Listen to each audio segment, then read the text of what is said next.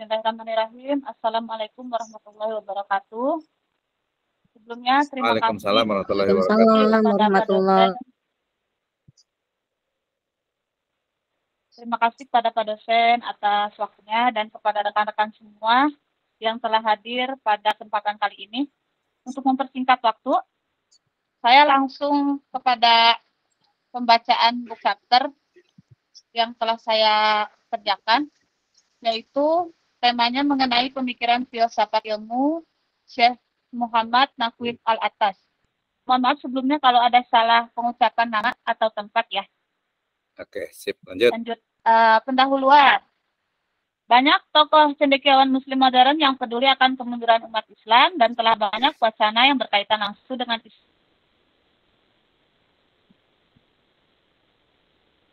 ini.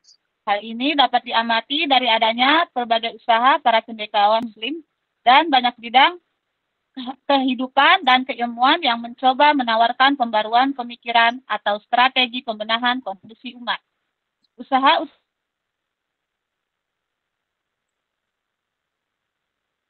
pembaruan pemikiran semacam itu pada zaman modern ini memiliki kecenderungan yang berbeda-beda. Tetapi di kalangan cendekiawan muslim kontemporer, Syekh Muhammad Naqwi Al-Attas, Syekh Muhammad Al-Naqwi bin Ali bin Abdullah bin Muhsin Al-Attas, atau dikenal sebagai Syekh Muhammad Naqwi Al-Attas, lahir di Bogor pada tanggal 5 September 1931, adalah seorang cendekiawan dan filsuf muslim saat ini dari Malaysia.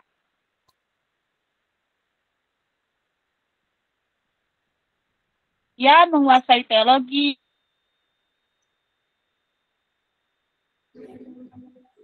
filsafat, metafisika, sejarah, dan literatur. Ia juga menulis berbagai pemikiran, khususnya tentang sufisme, kosmologi, filsafat, dan literatur dari Rasulullah SAW. Di kalangan orang yang mendapat gelar syekh mendapat penghormatan tinggi, khususnya oleh para ulama. Melihat garis keturunan tersebut, dapat dikatakan bahwa Syekh Muhammad Naqwi Al-Attas merupakan bibit unggul tokoh perkembangan intelektual Islam di Indonesia. Syekh Muhammad Naqwi Al-Attas menikah dengan Latifah Al-Attas alias Mauira Mauren Osai pada tanggal 9 Oktober 1961 yang kemudian dikaruniai 4 orang anak. Pendidikan Syekh Muhammad Naqwi Al-Attas dimulai sejak beliau berusia 5 tahun, yaitu pada tahun 1936 sampai 1941. Kemudian pada masa pendudukan Jepang, yaitu tahun 1942 sampai 1945, beliau kembali menetap di Jawa Barat dan belajar agama serta bahasa Arab di Madrasah Al-Urwatul Wuthqa di Sukabumi. Setelah Perang Dunia Kedua, pada tahun 1946, Syekh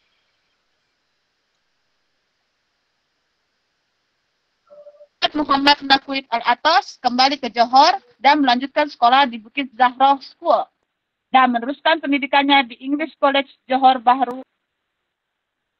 Pada tahun 1957 sampai Johor Bahru. 1959. Oh iya, Johor Bahru ya pada saya. Maaf, ini berarti salah ketik, typo.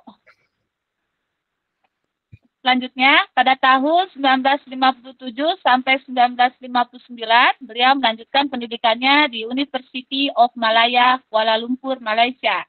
Kemudian pada tahun 1962 sampai 1965, beliau melanjutkan pendidikan di SOAS, University of London, dengan judul disertasi The Mysticism of Hamzah Fansuri. Selepas pendidikannya di SOAS University of London pada tahun 1965, Syekh Muhammad Naqwi Al-Attas diangkat menjadi Ketua Jurusan Sastra Fakultas Sajian Melayu Universitas Malaya, Kuala Lumpur. Selanjutnya dari tahun 1968 sampai 1970, Syekh Muhammad Naqwi Al-Attas menjabat sebagai Dekan Fakultas Sastra di kampus yang sama. Berikutnya, pada tahun 1970, dan dalam kapasitasnya sebagai salah seorang pendiri senior UKM, yaitu Universiti Kebangsaan Malaysia, Syekh Muhammad Naqwi Al-Attas juga berusaha mengganti pemakaian bahasa Inggris sebagai bahasa pengantar di UKM menjadi bahasa Melayu. Kemudian pada tahun 1985, Syekh Muhammad Naqib Al-Atas mendirikan ISTAC. Aduh, ini saya salah apa ya sebutinnya ya? Iya, International betul. Institute of Stuck. Islamic and Civilization di Kuala Lumpur. Takutnya berubah Pak jadi bahasa Inggris gitu cara nyebutnya. Iya, Selanjutnya, betul. pemikiran filsafat ilmu Oke, Syekh Muhammad Naqib Al-Atas. Iya, bagaimana Pak dosen? ya 2 menit lagi. Oh, baik.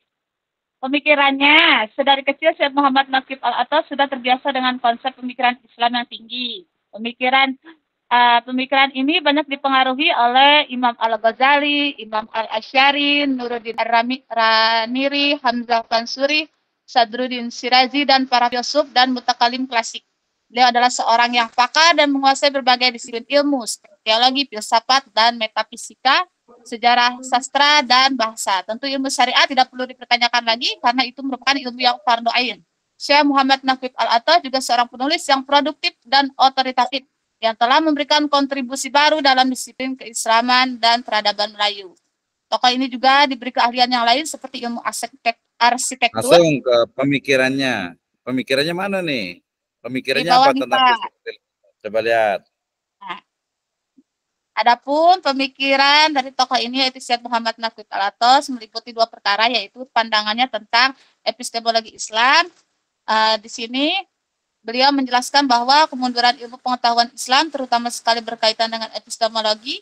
Masalah umat Islam muncul ketika sains modern diterima di negara-negara muslim modern di saat kesadaran epistemologis muslim sangat lemah. Padahal epistemologi sains modern berpijak pada landasan pemisahan agama dalam ilmu pengetahuan.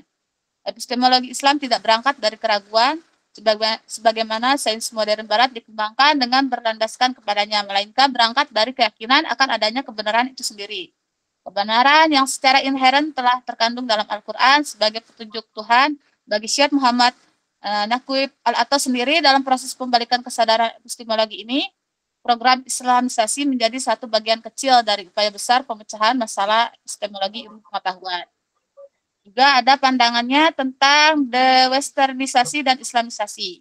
De-westernisasi adalah, baik Pak, dari ulasan tentang biografi, pemikiran, dan kontribusi tokoh ini, tidak diragukan bahwasanya beliau adalah seorang ilmuwan yang penuh dengan gagasan dan ide-ide yang cemerlang. Bahkan mempengaruhi pendidikan Islam. Kesimpulannya yaitu, melihat realita dalam dunia pendidikan dewasa ini, kiranya menuntut ilmu untuk mengubah konsep dasar pendidikan Islam yang selama ini digunakan dalam pendidikan Islam. Hal ini dikarenakan sifat-sifat konsep tersebut yang tidak sesuai dengan konsep dasar pendidikan Islam sebagaimana yang dikehendaki. 2. Kontribusi beliau jelas mempengaruhi di segala aspek dan disiplin ilmu, seperti filsafat, teologi, pendidikan, sastra, seni, dan lain-lain. Ini menunjukkan bahwa beliau adalah manusia produktif yang istiqomah dalam menolak westernisasi. Sekian, Pak. Ya, terima kasih. Yang kelihatan terakhir itu, jadi yang Wikipedia dihapus saja. Kalau sudah ada referensi yang lain. Ya, yang Wikipedia dihapus diganti dengan jurnal yang tentang biografi aja atau buku beliau banyak gitu ya. Kemudian tadi atas, depan dengan belakang ini perlu diperbaiki nih. Ya, belakang itu adalah kesimpulan. Jadi kesimpulan nggak usah basa-basi. Nanti kita akan langsung kepada objek. Saran saya langsung ke epistemologi karena tadi kan filsafat ilmu. Filsafat ilmu kan epistemologi. Ya udah. Jadi pemikiran filsafat ilmu atau epistemologi Islam Syekh Naqib Al-Atas gitu ya. Nah, itu orang bilang Al-Atas ya, Al-Atas gitu ya. Nah, jadi kesimpulan juga itu gitu. Kemudian di mukadimahnya ini sama dengan Bu Maya juga tadi, tinggal ditambahkan kenapa sih membahas tentang Naqib Al-Atas itu penting gitu ya. Kenapa penting gitu ya? Karena ya mungkin perkembangan sekarang nanti misalnya ada westernisasi atau mungkin ilmu pengetahuan yang tidak lagi berpijak kepada nilai-nilai Islam dan sebagainya, minimal tambah 2-3 paragraf lah ya di pendahuluan ya. Kemudian tadi pemikirannya sudah cukup bagus juga karena itu dari Bogor gitu ya. Kemudian fokus kepada tadi filsafat ilmu. Jadi westernisasi boleh sih dibahas tapi sedikit saja. Enggak juga nggak apa-apa sebenarnya di awal. Tapi fokus kepada tadi urutannya sama. A adalah pendahuluan, B biografi, C pemikiran filsafat ilmu atau epistemologinya Syekh Naqib Al-Atas. Kemudian D-nya adalah analisis. Kemudian itu baru kesimpulan. Ya, sudah spesifik, sudah cukup bagus di atas itu ini pembahasannya itu ya. Penulisannya tadi juga sudah cukup rapi juga ya, tinggal nanti referensinya di body note-kan biar bagus gitu ya. Oke, terima kasih Bu Fitri Nur Aini ya. Mohon maaf ini kita paskan. Masih ada waktu ya. Ini saya karena di luar jadi adanya bisa lebih ini. Silakan yang terakhir. Siapa nih?